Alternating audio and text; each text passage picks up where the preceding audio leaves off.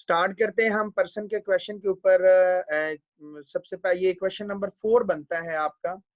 लोगों का क्वेश्चन है सर, क्वेश्चन नंबर 4, 5 या 6 के अंदर जब हम डाटा लेते हैं तो उस वक्त हमें प्रॉब्लम क्रिएट होती है या प्रॉब्लम फेस होती है कि हम स्ट्रिंग को कैसे करें। देखिए, अगर आप स्ट्रिंग के लिए आप सी स्ट्रिंग को भी करना चाहते हैं उसको भी कर लें, या स्ट्रिंग हेडर फाइल करना चाहते हैं, मैं दोनों तरीके से इसको शॉर्टली इसको डिस्कस करता हूँ कि अगर हम स्ट्रिंग डाटा टाइप के साथ अगर हम इस चीज को देख रहे हैं तो सबसे पहले पर्सन की क्लास, देन उसके बाद उसके 3 data member, ID, name and salary. क्या क्वेश्चन के अंदर ये चीज गिवन थी? अगर मैं क्वेश्चन के अंदर ये चीज गिवन की तरफ चलते हैं तो हम पहले लिटिल बिट 1 मिनट के लिए सिर्फ देख लेते हैं कि क्वेश्चन में डिमांड क्या की गई थी।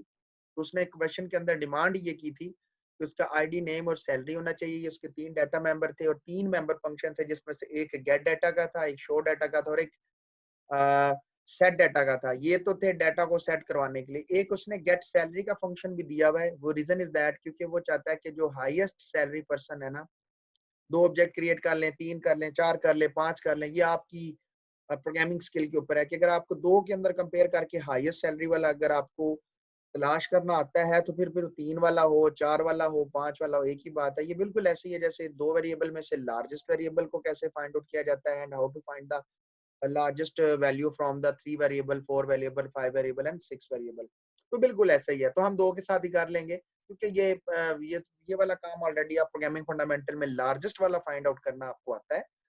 सैलरी कैसे फाइंड आउट करनी है? जब क्लास का ऑब्जेक्ट की बात हो रही है तो उसके बारे में बात करते हैं। पर्सन आईडी आ गया, स्ट्रिंग नेम आ गया, फ्लोट में पीस सैलरी आ गया, पर्सन सैलरी आ गया। मैंने यहाँ पे स्ट्रिंग ले ली। यहाँ पे उसने ये नहीं कहा कि सी स्ट्रिंग है, उसने स्ट्रिंग कह दिया तो सी स्ट्रिंग भी ले सकते हैं।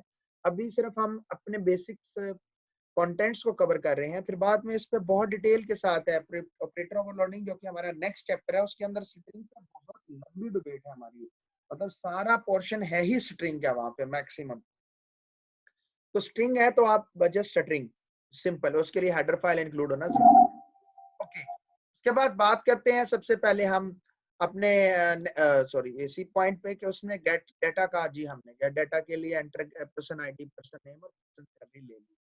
शो डाटा के लिए पर्सन आईडी, पर्सन नेम और पर्सन सैलरी वो ऑलरेडी आपको शो करता जाएगा।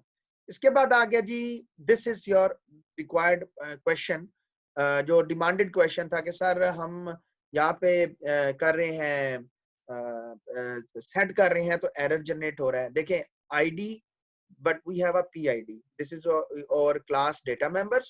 These are the class data members and these are the local functions. Basically, these are the formal parameters. So, जब हम main में set data को call करेंगे, then we have to pass the 3 arguments to that particular function. This is the member function of the class. So the PID is assigned with ID. So हम ID की value को PID में assign कर देंगे। PID is a formal parameter है और sorry ID is a formal parameter और PID जो है वो हमारा क्लास डाटा मेंबर है। तो ये इसी तरह इसको असाइन हो जाएगा। देखिए यहाँ पे स्ट्रिंग डाटा टाइप है, this is not a C string, it's a string data type. तो स्ट्रिंग डाटा टाइप को हम इक्वल साइन से असाइन कर सकते हैं। वो बच्चे जिसने कहा था कि सर एरर आ रहा है, बच्चे आपने करेक्टर अरे लेके अगर आपने सी स्ट्रिंग को स्टोर करवाने की कोशिश की हुई है तो उसके लिए string copy STRCPY string copy का फंक्शन आपको यूज करना पड़ेगा, या फिर आपको कोई अपना फंक्शन बनाना पड़ेगा। लेकिन मैं अभी उस चीज को अवॉइड कर रहा हूँ। वो हम मंडे ट्यूसडे को जो अब हमारी रेगुलर टाइम टेबल में क्लास होगी उसके मुताबिक जब हमारी क्लासेस होंगी उसके वक्त हम चलेंगे। ये तो हमारी मेकअप क्लास थी जो इस वीक की हमारी ये क्लास मिस थी। उसके बाद पी सैलरी और ये पी सैलरी असाइन कर देंगे।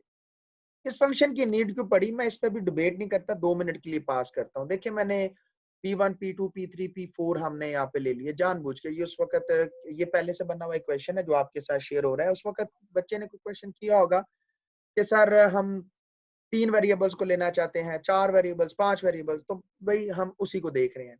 P1 के लिए कंस्ट्रक्टर चलेगा, डिफॉल्ट कंस्ट्रक्टर चलेगा। सर यहाँ पे तो कोई कंस्ट्रक्टर मौजूद नहीं है, तो ये जनाब कहाँ से आ गया जी ये कंस्ट्रक्टर? मैंने कहा था कंस्ट्रक्टर एक special type of member function है that is automatically called when the class object is created. बस इतनी बात थी। इसका काम क्या था? इसके 2 पर्पस थे, ना सिर्फ ये डिक्लेयर करवाता है बल्कि ये डाटा मेंबर्स को इनिशियलाइज भी करवाता है। वो किससे इनिशियलाइज करवाता है? उस वक्त बात की थी गार्बेज डाटा से। तो P1 डॉट गेट डाटा कर लेंगे। P2 के लिए हमने सेट डाटा भेजा, देखिए 2 अली और 20,000 1 पैसा। P3 P4 कोई नहीं, P3 को हमने गेट डाटा से ले लिया, आप चाहे तो शो डाटा से और सेट डाटा से भी करवा सकते हैं, जस्ट डेस्कटॉप। P4 अब हम चेक देखें, यहाँ पे हमने ये चेक क्यों नहीं लगाया? किसी के माइंड में ये आ सकता है कि सर ये चेक, मुझे बताना चाहेंगे कि ये क्यों नहीं लगाया? कोई, any one of you? Sir जी वो सर तो ये हम दोनों उसके ऑब्जेक्ट हैं। ठीक है, और सीआर आप क्या कह रहे थे? सर जी मैं कह रहा था ये तो हम फंक्शन कॉल करेंगे तो जो वैल्यू आई है हम उनको कंपेयर करवा रहे हैं। ओके, पहले वाले का आंसर ठीक है, सीआर पहले वाले ने सही आंसर दिया। कोई और इसमें मजीद डालना चाहे? मैं सीआर आपकी बात बताता हूँ, आप बोल जो रहे हैं वो इस जगह पे अप्रोप्रिएट आंसर नहीं है। अप्रोप्रिएट आंसर बेसिकली मैं बताऊंगा कि वो कौन सा है। कोई और बताना चाहे कि why this statement is illegal as comparatively when we call the member function of the class that is return the value of salary of that particular person, like अगर वो P1 से कॉल कर रहा है तो P1 की, P2 से call कर रहा है तो P2 की, P3 से कॉल कर रहा है तो P3 की।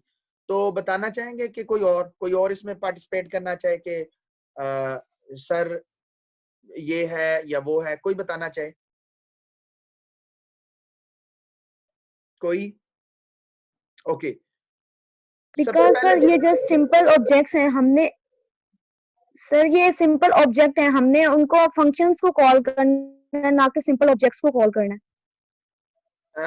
क्लोजेस्ट है आंसर पहले वाला का, स्टिल अभी भी बहुत भारी वैल्यू रखता है।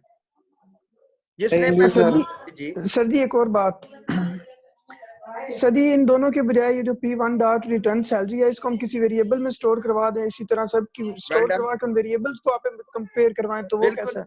बिल्कुल। अब आप ट्रैक पे बात की ना, देखें आपने जब आंसर दिया था ना जो पहला, वो इररिलेवेंट था, आपने आंसर कोई और सोच से दिया था, वो मेरे माइंड से स्किप हो गया क्योंकि काफी सारे लोगों ने डिफरेंट आंसर दिए, लेकिन आपका और पहले वाले का आंसर ठीक है, इनका हाफ आंसर ठीक है, लेकिन इन्होंने पैट आंसर नहीं दिया। मैं बताना चाहूंगा डेर एक चीज यहाँ पे, सिर्फ एक पास करके एक चीज आपके साथ शेयर करना चाहूंगा, यहीं पे पास कर रहा हूँ इस क्वेश्चन को, और आपके तमाम क्वेश्चंस का आंसर ये एक छोटी सी बात क्लियर कर देगी।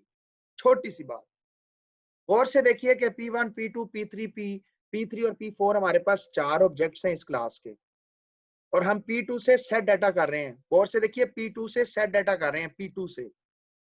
अगर हम सिर्फ ये काम करें कि P1 is equal to P2, और गौर से देखिए P1 डॉट शो डाटा करते हैं, शो डाटा, सिर्फ एक स्टेटमेंट, मैंने सिर्फ असाइनमेंट स्टेटमेंट यूज किया है।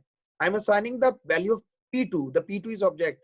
जैसे पहले बच्चे ने कहा था कि सर दोनों ऑब्जेक्ट हैं, मैं इसकी आउटपुट निकालता हूं, and you can see on the console input, you can see there is 2 अली 220,001। भाई आपने तो P1 को दिया था, P2 को तो दिया ही नहीं था, या P2 को दिया था, P1 को तो दिया नहीं था। Just using the assignment statement you just assign the all values that is assigned to the P2 now is assigned by P1 by using the assignment statement. Okay, assignment statement से हमने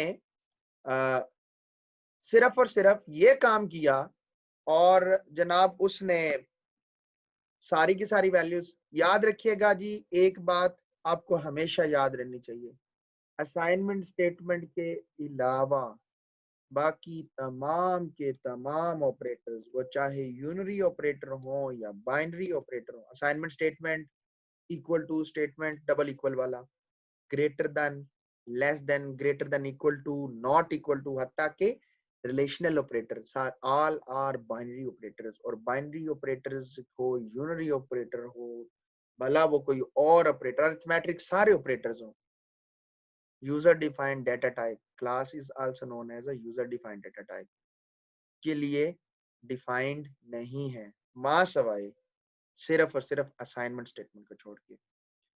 सिर्फ assignment statement के लिए ही सिर्फ एक वाहिद operator है जो हमें प्री डिफाइंड बिल्ट इन हमें प्रोवाइड किया गया है। तो लिहाजा अगर आप P1 ग्रेटर देन P2 करके कंपाइल एरर करते हैं, तो मैं आपको चाहूंगा कि आप इस एरर को पढ़ें, लॉग्स में जाके ना आप इसको पढ़ें, तो देखें वो कहता है कि इसके लिए कोई ऑपरेटर ही नहीं मौजूद है। यू कैन सी, वो कहता है भाई इसके लिए तो कोई ऑपरेटर मौजूद ही नहीं है। तो आप कहाँ से पर्सन को पर्सन से कंपेयर कर रहे हैं? जब देखे पर्सन की टाइप पर्सन के साथ कैसे कंपेयर कर रहे हैं? जब इसकी टाइप ही नहीं हमारे पास मौजूद तो हम इसको कैसे कंपेयर कर सकते हैं? ओके, तो फिर भाई हमें किसी ऐसी बैसाखी की जरूरत पड़ेगी, किसी ऐसी बैसाखी की कि जो इसको हल कर सके। अब सैलरी को अगर हम भाई पब्लिक कर देंगे तो हर कोई ऐरा गैरा नतू कह रहा है इसकी आके सैलरी चेक करता रहेगा, ना से चेक करेगा चेंज कर देगा, 10,000 की जगह 2 रुपए लिख दे। तो भाई फिर यहाँ पे कोई फंक्शन बनाना पड़ेगा। So this function is basically required for returning of the person. किस पर्सन की जो इसे कॉल करेगा? P1 डॉट रिटर्न सैलरी तो P1 की salary, P2 dot return salary तो P2 की salary, P3 dot return salary तो P3 की सैलरी। ओके, सो ये बात तो क्लियर हो गई कि अगर हम इस रिटर्न सैलरी को यहाँ कॉल करते हैं, अभी मैं जिस यार आपकी बात याद है, अब सीआर ने कहा देखें यहाँ पे मैंने मल्टीपल इफ एल्स इफ लगाई हुई है, you can see there is multiple if else if. आप नहीं चाहते तो ना लगाएं। मैंने फिर कहा ये आपकी प्रोग्रामिंग स्किल पे है कि आप उसको कैसे डील करते हैं। जैसे सिया ने कहा सर सारी की सारी सैलरीज को यहाँ रख दें, पर्सन 1 की सैलरी को लिख लें कोई फ्लोट में, तो P1 सैलरी और P1 डॉट रिटर्न सैलरी, फिर 2 की 3 की 3 तक सारे के सारों की सैलरी यहाँ पे आप स्टोर करवा लें। लाइक PP1 के नाम से कोई एक वेरिएबल बना रहे, PP2 के नाम से, PP3 के नाम से, आप 3 वेरिएबल बना लें और वो सैलरीज को स्टोर कर ले, ठीक है, इट्स ओके। फिर आप P1 PP1 PP2 PP3 जो के यहाँ पे रिटर्न सैलरीज जहाँ जो पड़ी हुई है उनको यूज कर। लेकिन यार इनको क्यों आप 12 बाइट्स कंज्यूम कर रहे हैं? क्यों आप 4-4 बाइट के 3 वेरिएबल डिक्लेयर कर रहे हैं? किस लिए? कोई जरूरत नहीं है। हम डायरेक्टली भाई कंडीशन के अंदर उस फंक्शन को कॉल करेंगे। पहले इस फंक्शन के से कॉल होगी, सैलरी P1 की यहाँ आएगी, एंड ऑपरेटर, क्योंकि एंड ऑपरेटर कंपैरिजन ऑपरेटर है, ये बाद में कॉल होगा क्योंकि पहले वैल्यू कंपेयर होगी।